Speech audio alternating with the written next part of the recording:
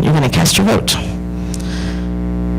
So here is the contact information, and I hope I've given you enough information, at least that will satisfy some questions, and probably maybe pick up a few questions or generate some questions also. There again, member records at fairfieldglade.cc. I'm Janice Stein, and this is my email address right here. Either one of these, jstein@fairfieldglade.cc. This actually does not come to me. It goes to someone in my department who's going to assist me in troubleshooting and getting this done efficiently.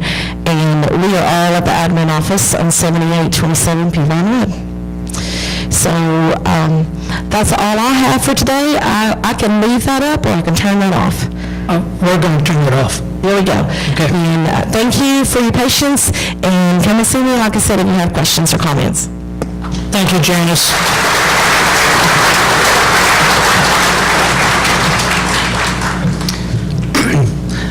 And I hope that information was good. It gave you some idea of some of the questions that have been floating around. But now the most important part now, I'm going to introduce the candidates. As soon as the tables get set up, we're going to have 3 candidates, and they're going to be up front. They have elected to stay seated. They will not stand to answer questions.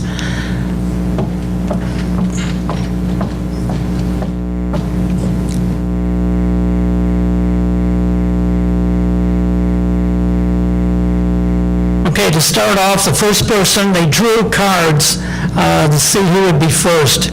And I won't tell you who drew the ace, but Tom Riga.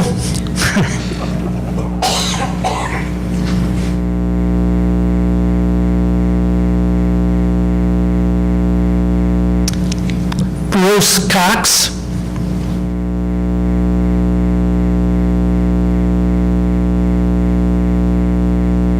And Ken Firo.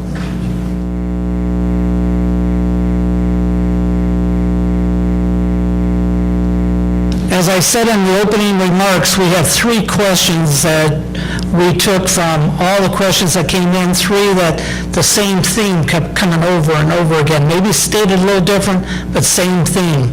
So we're going to start with the first question, and Tom, you're up first. Oh, yeah. Tom, you don't get opening remarks. Last year, something went wrong with the clock, and Tom missed a little bit of time, and so him and I have been jabbing each other about lost time. So, Tom, would you start with your opening remarks? Well, because we're on the clock, I'm going to read from a printed presentation.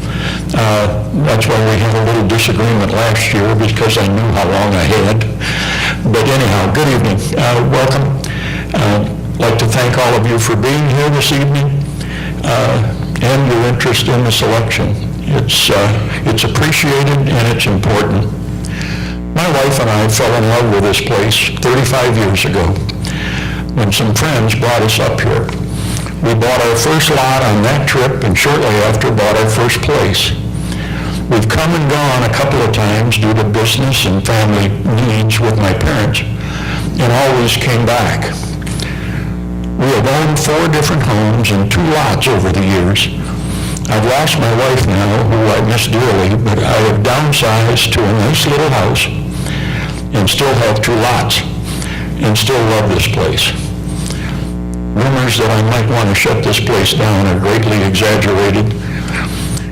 I have a BS in engineering and an MBA. Professionally, I have over 40 years of progressive management growth in the automotive, aerospace, space, and general industry. I retired the first time as chairman, CEO, and president of a joint venture company with the Japanese. I consulted around the world until my second retirement and held the vice president general manager position of a 4-plant bronze foundry business until my third retirement. And when I got back here, I got into the cabinet business here in Crossville before my 4th and final retirement. I now spend my time playing golf and making 1/25th scale wooden locomotives, and I have a train on display at the Crossville Team Crane Museum, Some of the major highlights of my working career were first being able to take my parents to Cape Kennedy for the launch of the Apollo 11. They had grown up driving horse and buggy of a wagon delivering mail in coal, and the things they saw in their lifetime. The second was when I was product manager on the Apollo 11 10 through 17 lunar experiments, being able to help cobble up ways to keep the Apollo 13 astronauts alive. The third that I'll use tonight, because I just got the yellow flag, was the opportunity to be a delegate to attend the Southeast U.S. Japan Convention with both Governors Ned Roy McWhorter and Lamar Alexander. I look forward to the Q&A, the wrap-up to tell you why I'm running again, and a chance to talk with all of you after the meeting. Thank you.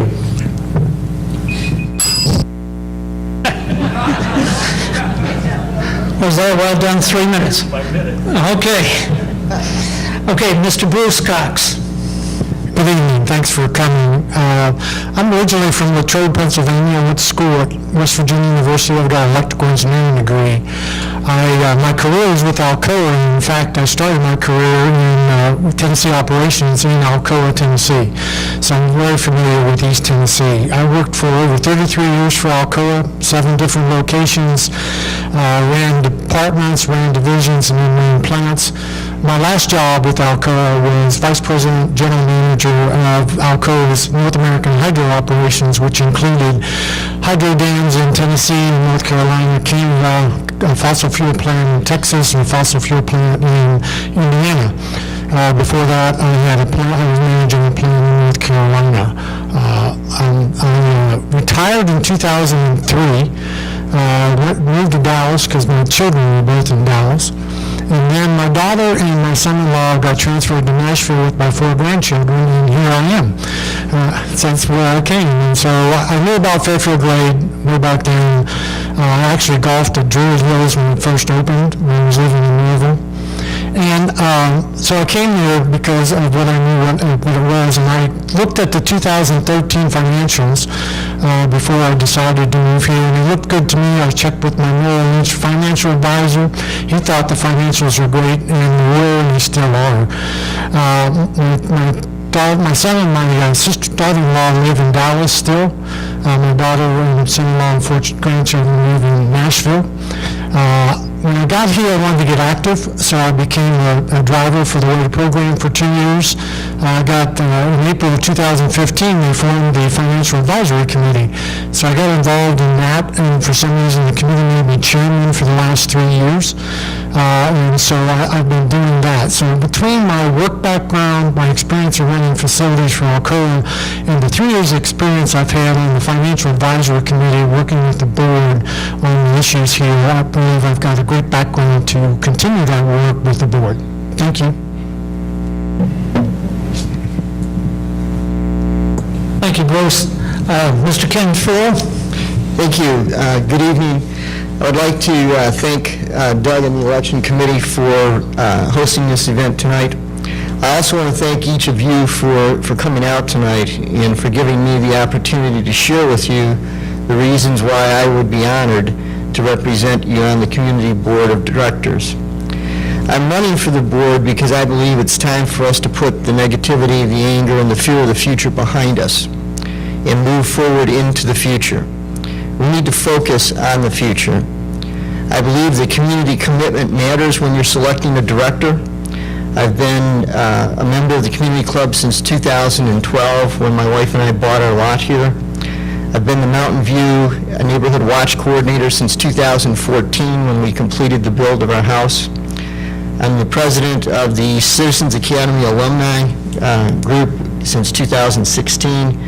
I've been a member of the Strategic Planning Committee since 2017, and I am also the chairman of the Fairfield Glade Neighborhood Watch Coalition, and I've been that since 2017. I also believe that experienced leadership matters when you're selecting a director. I have a BA in political science from the University of Buffalo, and that's Buffalo, New York, where all the snow is. I spent 7 years on active duty as an Air Force captain. I've had a successful 35-year operations management career with P&L responsibility throughout that time frame.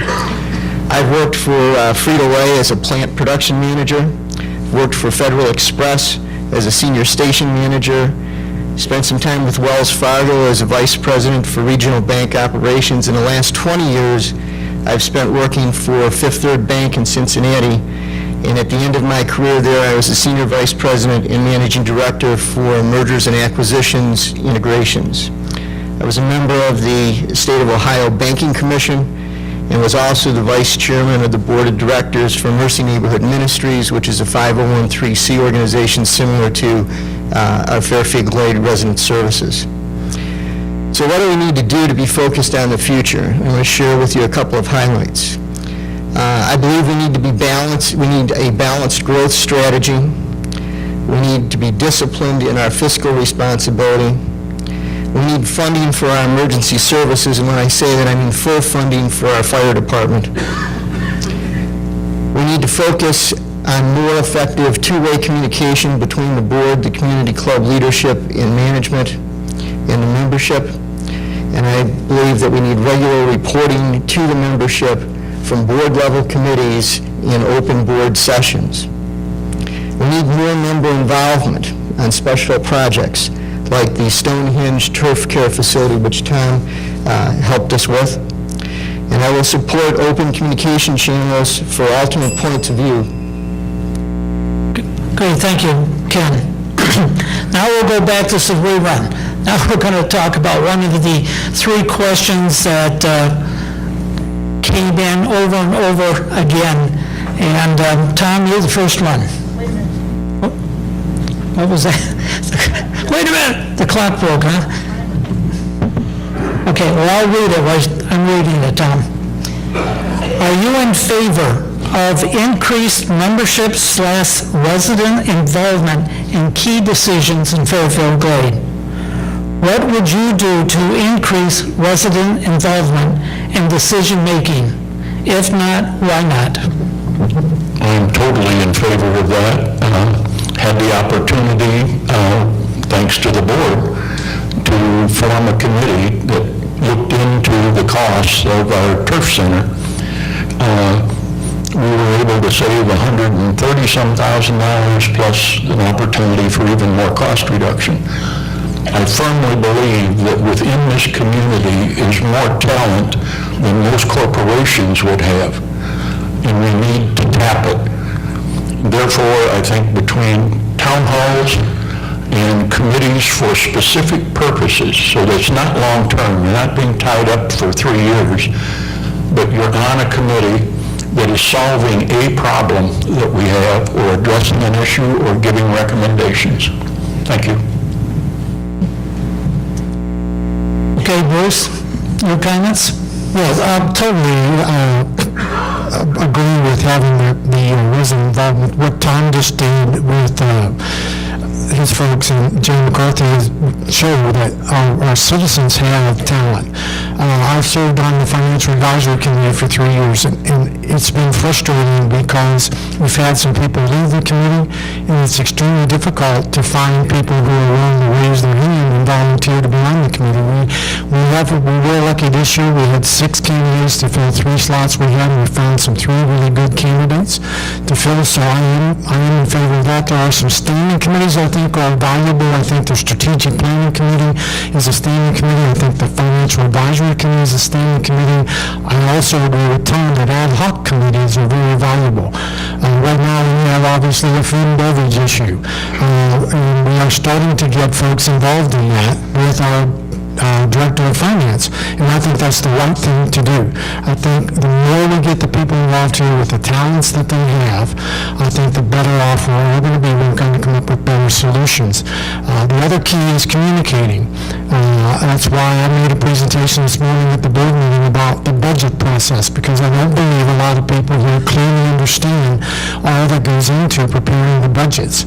And so I think more communications is a good thing. I think town hall meetings are a good thing. We interact with the people here. Tonight is a great example of that. I'm really looking forward to coming out after we're done and talking with each of you individually. So thank you. Thank you, Bruce. Ken? Well, I agree with both of the other candidates, but I would actually like to see that go a little bit further. I think it's important that everyone participate in the standing committees that are out there, but I would actually like to see us use our Human Resources Department and actually develop a resource registry, and that would be totally volunteer. But if you're interested and you have a certain expertise and you are willing to volunteer some time, that you would stop in and see our Human Resources Director, allow her to do a preliminary interview with you, take a look at the background that you have, and then determine the list of skills that you have that would be applicable to a special project that might come up, so that when the time comes, we're not sitting there and asking for volunteers, that there would actually be a list of folks with their qualifications that would allow us to reach out into the community and bring those folks into the decision-making process. Okay, thank you, Ken. Bruce, this is for you. What is your position on spending money for improvements? What sort of improvements justify capital expenditures, if any? Okay, being on the Financial Advisory Committee, I should be able to answer this question. If you've read my bio and my platform, my priorities on spending is really simple. The first dollar we should spend is on maintaining what we've got, because we've got a lot of very good assets, and we need to keep them up. The second dollar we spend should be updating and upgrading the assets we have. Some of our assets are built in 1970s, and we need upgraded. An example of that is we just upgraded last year the lighting in the tennis courts at the Racket Center. That needed to be done, those kind of things. The last dollar we should spend is on additional amenities. And that's where I get into a lot of discussions with my buddies about, well, how do you determine that? Well, I think you determine that by talking with y'all, by having town hall meetings, by saying, look, we've got some investments here, we've got some monies I think we need to improve Fairfield Glade. It's a great place, but we need to move forward. And then I would take that input and say, okay, what is it that we want? And trust me, what we want, if we add it, anybody that visits here is going to want it as well, and so it'll help. And that's the way I look at the spending as far as capital dollars are concerned. In saying that, we need capital reserves. You cannot spend a lot of money. You've got to have reserves in case something comes up unexpectedly. And so we've got to make sure and get that done as well. And in fact, we're working with the Director of Finance to establish the correct amount of capital reserves so that we minimize the borrowing here going in the future. Thank you. Okay, Ken? Thank you. I look at it, your capital funds and when you have a capital plan, that typically supports whatever your strategic plan is and the direction that the community is moving, and it's decided, when you've decided where you are and where you want to go, that's where typically your capital funds are. To Bruce's point, the thing that I think we are a little bit on the light side is that we really need to give a lot of focus to our reserve funding.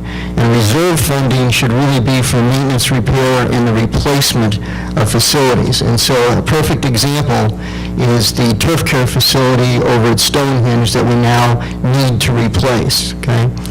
And what I would look at that is that you need to be putting money into these reserve funds so that when the time comes, instead of needing to take the $900,000 that the board approved this morning to replace that turf care facility, you would have money in your reserves that you would pull in to partially pay for that, so that the full burden of each one of these replacements doesn't come as a surprise in a given year when you need to replace the building.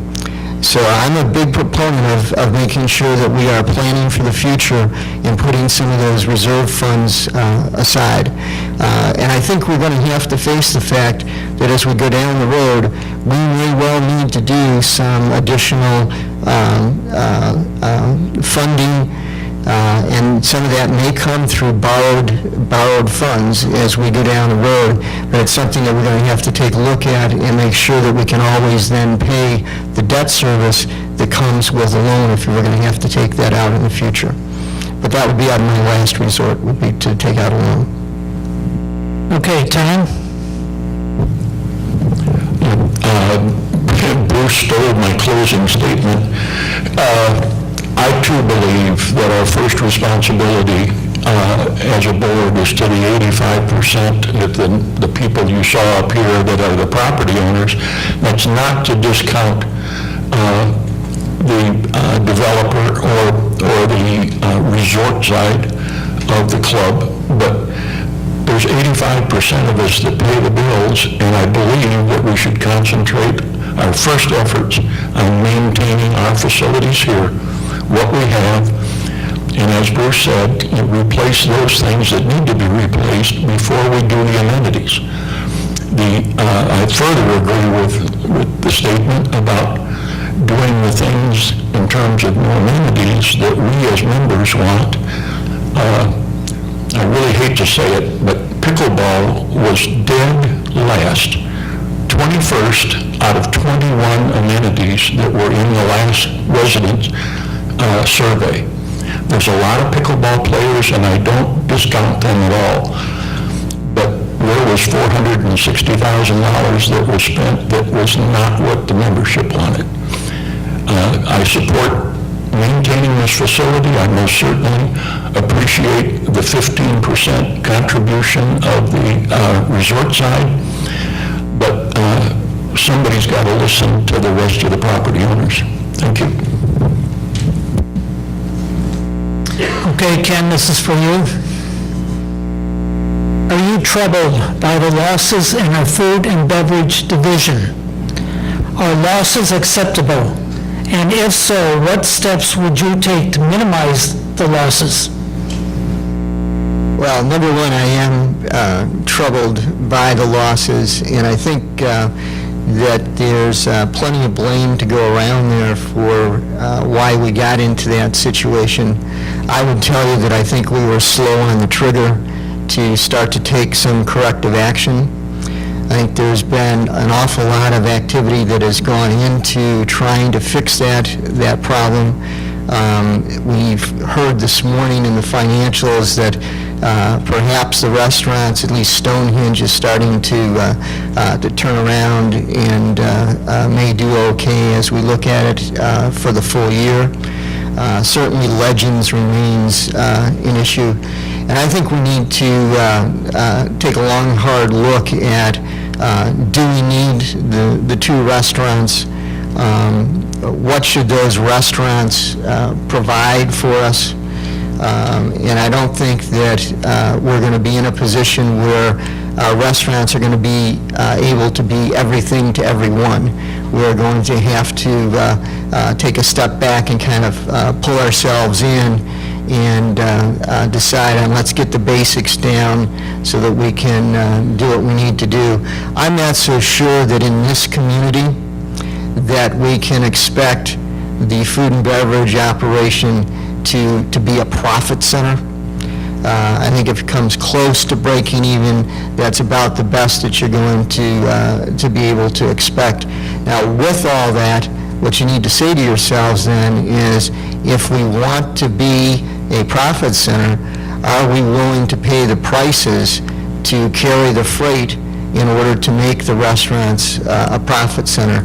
I just don't think that this community would want that type of food and beverage operation. I think we like the fact that they're subsidized. Okay, Tom?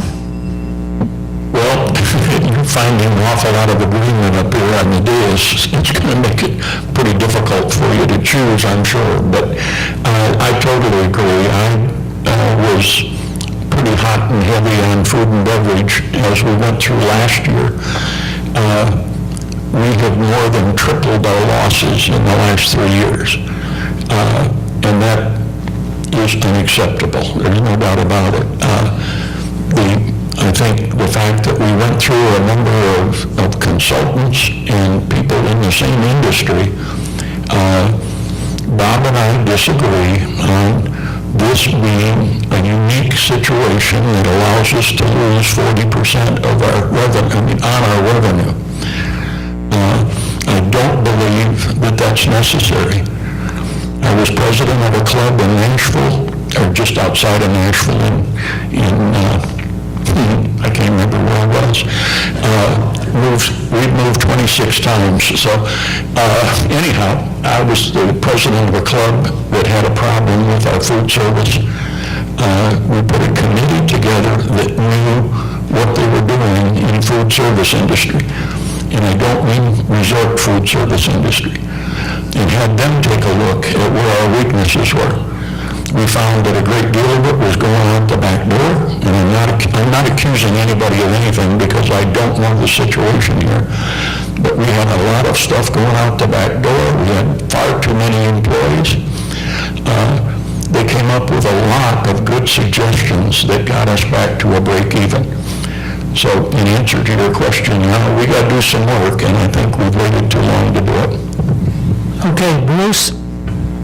There's no doubt that we should not be losing the kind of money we are losing in food and beverage. As part of the Financial Advisory Committee, we look at that every month, and it's been troubling. And one of the things we're talking about is we don't have really great systems here to break down cost and capture where the costs are. If you were at the board meeting this morning, you heard the Director of Finance say that there's a concern that maybe some of the labor that is being utilized at Stonehenge is actually being charged off the legend. So that shouldn't happen. We should know that. And so we're talking about purchasing some software that will allow us, not only in food and beverage, but other areas of food grade, to clearly understand where the costs are and how we can attack that. At this point, I think the food and beverage thing, we've had consultants in, we've changed food and beverage managers. I think it's clearly time for an ad hoc committee in food and beverage. And like I said earlier, we have got a couple of folks involved here that live here that are food and beverage kind of folks. I think we need to form an ad hoc committee and get them to take a look at that. And to their points, we need to decide whether we want to be in the food and beverage business long-term. If we do, then we need to fix it. We should not have the kind of losses in food and beverage that we have now. Should we get to zero? That's always the goal. I don't care what it is. I don't care if it's golf, food and beverage, or what it is. I think we need to always fight towards zero. Will we get there? I don't know. But I think we need to, every year, strive to get closer to balancing those things out. Thank you. Okay, thank you, gentlemen. At this point, what we're going to do now is every question is from the basket. We just threw questions in the basket that came into us, and the candidates will have 2 minutes to answer these questions. And Tom, you get to start. Do you believe it is important to keep up with other resort retirement communities, even if that means raising fees? Well, I'm sort of against both of those statements, but no, I think we need to be a good community. We don't need to be the best, and we certainly don't want to be the worst. But I don't think it should be a competition. I think the amenities and the attributes of this area, including the cost of living, as well as the beautiful environment that we have, is a big factor in people coming here, and I don't know as we have to compete with everybody in the world. Thank you. Bruce? Yeah, it's a good question. I ran plants for Alcoa, and I was always in competition with my buddies running their plants about who had the best cost, et cetera. I think that's good competition. I don't think it's a goal. I don't think we need to be the best resort retirement community that there is. I think, again, it's an admirable thing to shoot for. I think the big thing to do is to make sure that the folks who are here and the folks who come here to look say, this is the place I want to live. And we just have to figure out what that means to us. If all of us that live here say, this is the place I want to live, and we obviously did, we're here, other people will come in and say the same thing. I mean, look at it this year. We've got an increase in the number of new homes being built. And the upside of that is the more folks we have here, the more money we have to keep this place the way it is and improve it. And so, do we want to be the best? It's an admirable goal. I don't look at that as an end-all achievement. I think comparing is good, but I don't think it's what drives me as far as what decisions I make about Fairfield Glade. I think it's about keeping it being a place where you want to be and where other people want to be as well. Okay, Ken? Okay, I think I'm going to depart a little bit from the other two here. I actually believe that we want to be one of the best master plan communities in the United States. We don't need to be the best, but I do think we need to strive to be one of the best. And I think that our focus needs to be on making sure that we are competitive in attracting new folks to come into the Glade. I mean, I'm here, I have my home, I'm looking for the next person that wants to buy my house. And I think we need to focus some of our attention on how do we draw those new folks into the Glade. Because everybody would like to have somebody knocking on the door